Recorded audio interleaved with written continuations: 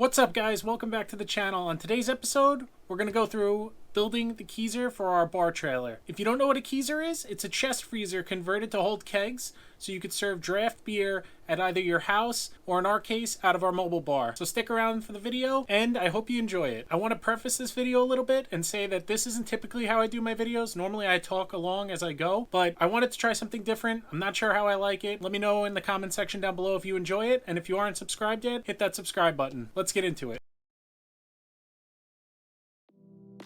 So to start this process off, you're going to want to get yourself a chest freezer. These can be found for anywhere from $150 to $300 depending on how nice or how big you decide to go. We ended up going with a 10.1 cubic foot, I believe. This gives us the ability to hold 2 half-barrel kegs. Being that we're only going to have 2 taps, I think this will be plenty for our application, but depending on what you're doing, you could get away with a smaller one. What you're watching here is me removing the covers that protect the hinges for the lid. For this particular freezer, they just popped off. I just used a flathead screwdriver to get behind it and gently pried, and they came right off pretty easy.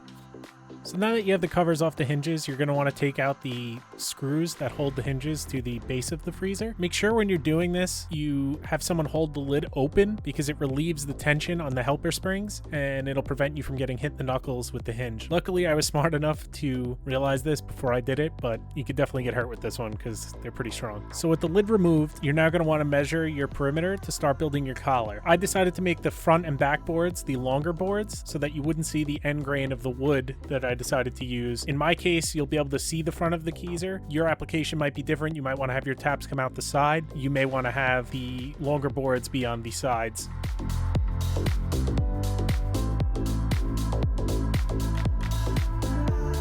Now with your measurements done, you're going to want to go and cut the wood that's going to make up your collar. You could use standard pine wood or hardwood or whatever you want to use for this. Really, it doesn't matter too much. I decided to go with pine. We're going to end up covering it with pallet wood to fit the theme of our bar trailer that we're doing, but you could really do whatever fits your theme. To get this job done, I used a circular saw and a speed square. You could really use whatever you want here. Just try to make sure that these cuts are as straight as possible, or as square as possible, rather, because when you butt the 2 boards together, you don't want to have a big gap where cool air can escape. One important thing that I forgot to note when talking about the collar, you're going to want to pick a board that is deep enough that will allow you to get the desired height of the keg that will go inside. You don't want to build this whole thing, put your keg in, and find out the lid doesn't close.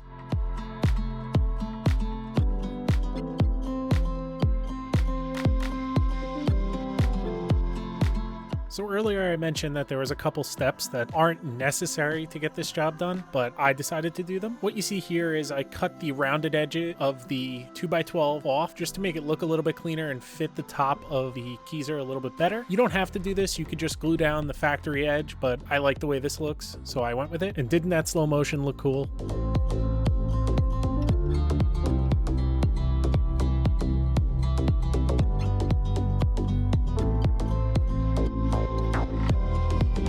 So the second unnecessary step would be to join these 4 boards together with the pocket holes like I did. I like the way pocket holes work. They're a great strong joint and they're super simple. You could have just butted the boards together and drilled through the face and left the screws exposed if that's what you wanted to do, but I went a little bit extra and put pocket holes in. So if this is one of the first big projects you've done, I recommend doing a dry fit just to make sure you got all your cuts right, everything looks good, and all your joints are square before screwing everything together. And even if it's not your first project, it's always good to check.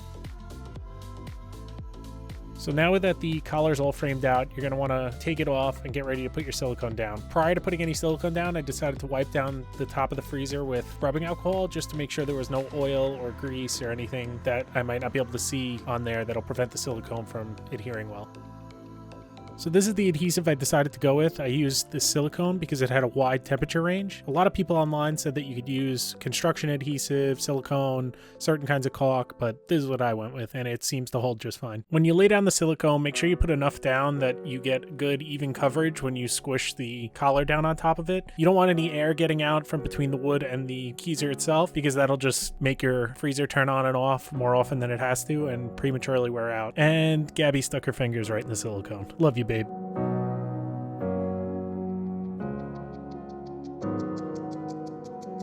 So So because our work area was so tight, it definitely helped to have two people. This thing is kind of heavy and a little bit awkward, so get yourself a great girlfriend to help you out. To keep the collar from moving around and keep the silicone compressed, I just threw some weight on top. That's all this is.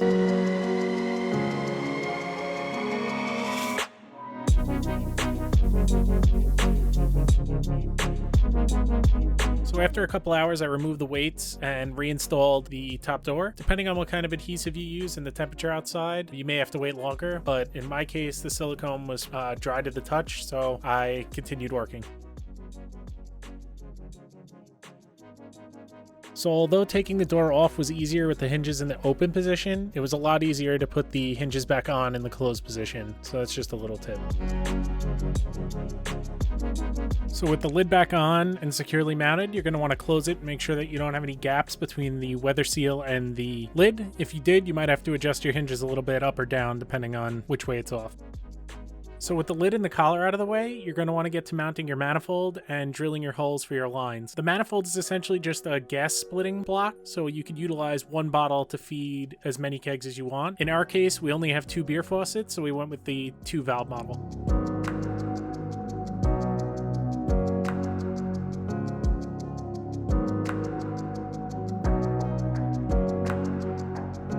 So this is another optional step. You don't have to do a beer tower and a countertop like this. You can mount the beer faucets directly to the collar on either the front or the side of Keezer. We decided to go with this look because it'll keep the faucets out of the way from where we're going to be walking back and forth to serve drinks at the bar. And I think these black pipe beer towers are awesome.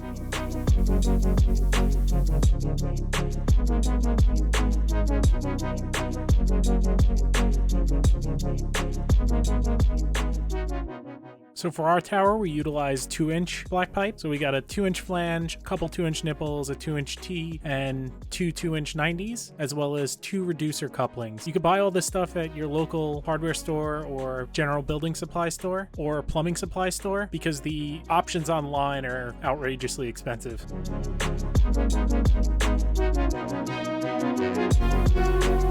So I assembled all these parts and decided to clear coat them to prevent it from rusting because ours is going to live in a trailer that is going to get damp inevitably. In hindsight, I probably wouldn't have done this yet. I would have tried to tape it off inside the trailer or, I don't know, do something else because I ended up having to take this apart to run the beer line through. So with the beer tower drying outside, I decided to put the gas lines on the manifold. The 2 lines you see me putting on here will ultimately go to the taps that'll be connected to the kegs, and the one going through the collar goes to the gas bottle. So with the gas lines out of the way, you're going to want to mount a fan inside your Keezer. I bought these little fans off Amazon. I was going to put 2 of them in there, but after feeling how much air they moved, I only put 1. This just helps keep the temperature of the Keezer consistent between the top and the bottom and just creates air circulation.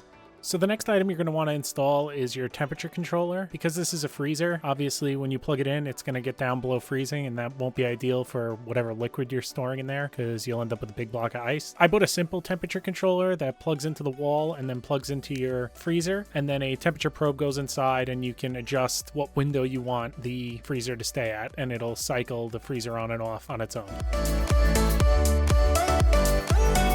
So because I'm trying to be transparent here, I ended up buying shanks that were too long to use in the black pipe bushings. The shanks that I have were made to go through like 2x lumber or something even thicker. So I ended up having to make a spacer out of a coupling and another small 1-inch nipple to make this work. I also drilled holes in the bottom of the 90s so that you could see if the plastic tubing was kinking while going through the bend.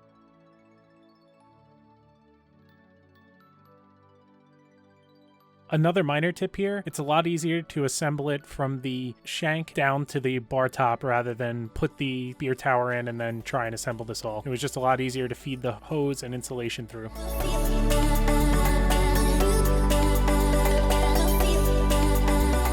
So for all the tubing outside of the Keezer, you're going to want to insulate it. I used foam pipe insulation that's used in household applications and then wrapped it with HVAC tape. This includes the tubing inside the tower.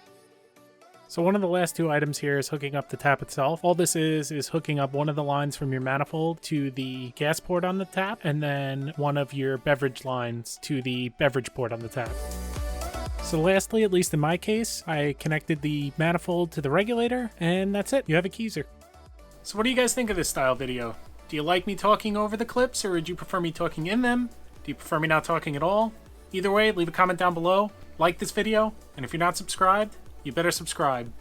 But in all seriousness, if you have any kind of question about the general process of building this Keezer, just leave a comment down below and I'll reply to the best of my ability. Have a good one.